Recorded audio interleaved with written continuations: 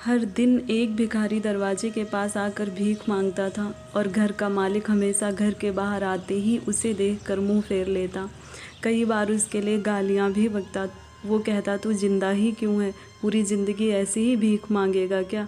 धरती का बोझ क्यों बना बैठा है? और कभी कभी उस भिखारी को गुस्से में वह धक्का भी मार दिया करता था।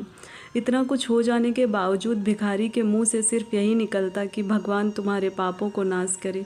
एक बार सेठ को धंधे में बड़ा नुकसान होने की खबर मिली। सेठ बहुत परेशान था कि तभी उसके दरवाजे पर वही भिखारी आया। गुस्से में अपना आपा खोते हुए सेठ ने उस भिखारी को पत्थर दे मारा। पत्थर लगने के कारण भिखारी का सर फूट गया और उसके सर से खून बहने लगा। फिर भी दर्द से कराहते हुए भिखारी ने इतना ही कहा कि भगवान तुम्हारे पापों को माफ़ करे।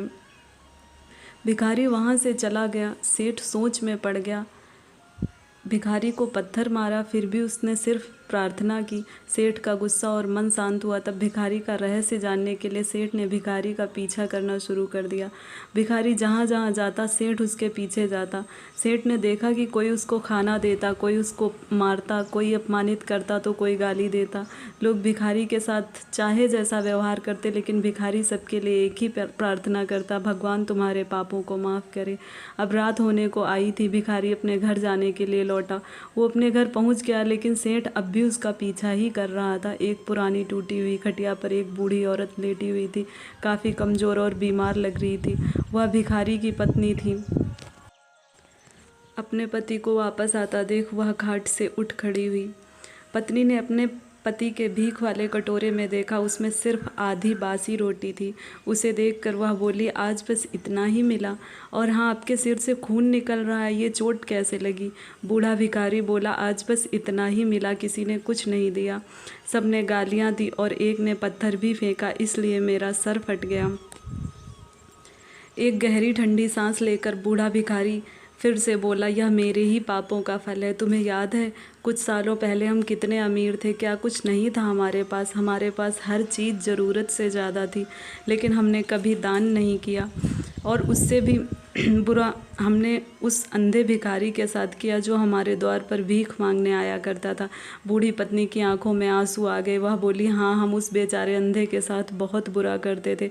उसका अपमान करते थे, उसे खाने के लिए रोटी की जगह कागज़ दिया करते थे, उसका मजाक उड़ाया करते थे और कभी कभी उसे मारा भी करते थे।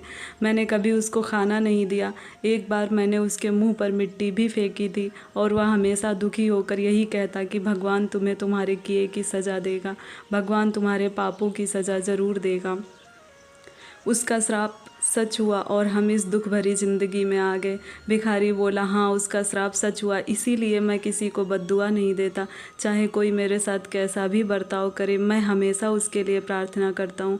मैं नहीं चाहता कि कोई भी हमारे जैसी ज़िंदगी का अनुभव करे, किसी को भी हमारे जैसे दुखों का सामना करना पड़े। वो नहीं जानते कि वह कितना बड़ा पाप कर रहे हैं, इसलिए अनजाने में हुए पाप की ऐसी सज़ा किसी को भी मिले मैं नहीं चाहता।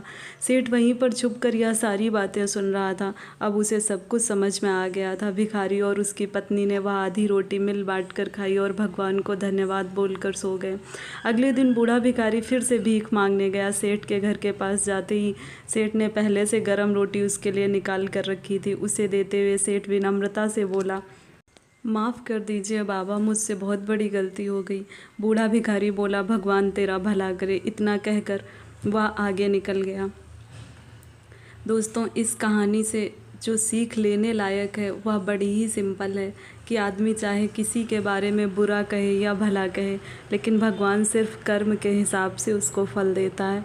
क्या हुआ अगर भगवान नहीं दिखता? लेकिन यह बात बिल्कुल सच है, उसके खाते में सबका हिसाब बहुत बहुत पक्का होता है। इसलिए जब किसी के लिए कुछ भी करो तो अच्छा ही करो।